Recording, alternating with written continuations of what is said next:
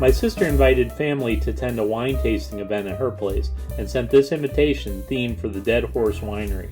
I thought it would be fun to surprise her and my family with some 3D prints to go along with it. I used a graphics package to break up the invite images and an SVG converter to turn those images into 3D files that I can manipulate in Tinkercad. I then used a relief sculpture maker in the Maker Labs section of Makerworld to give me a good model of the horse to embed in the horseshoe.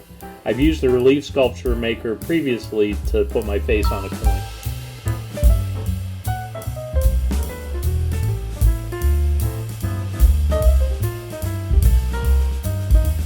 While in MakerLab, I decided to try using the image to 3D model option and convert the horse into a 3D model.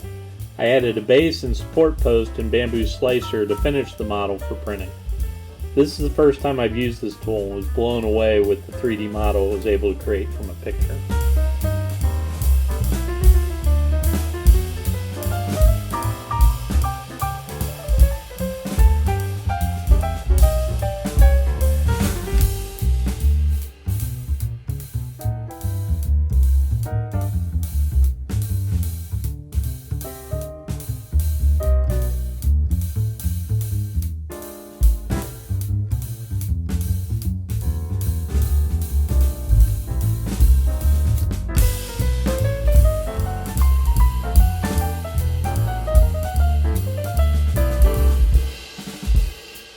My initial horse was created for 2 colors, but my AMS failed partway through the first attempt.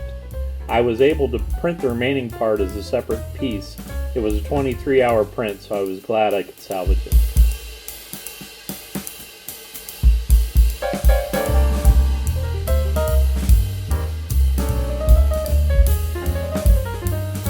I then printed several more as giveaways for family.